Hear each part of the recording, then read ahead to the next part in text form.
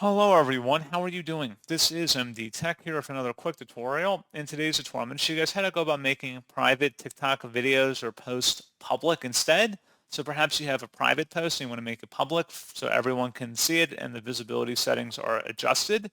In today's tutorial, I'm going to show you guys how to do that. And without further ado, let's go ahead and jump right into it.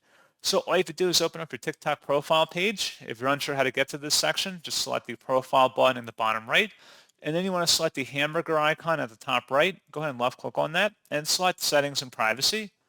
Underneath content and display, select activity center and then scroll down where it says manage post visibility. Locate the video that has a privacy setting. So if you select only you, they should be listed in here. You can sort by the filter or you can just go under all and just scroll through here manually if you so choose. Locate the video from the list and then select next. You would select everyone or friends, whatever you want your privacy setting to be updated to, and then select update. And that is all you would have to do. So pretty straightforward process, guys. And as always, thank you for watching. I do hope I was able to help you out, and I do look forward to catching you all in the next tutorial. Goodbye.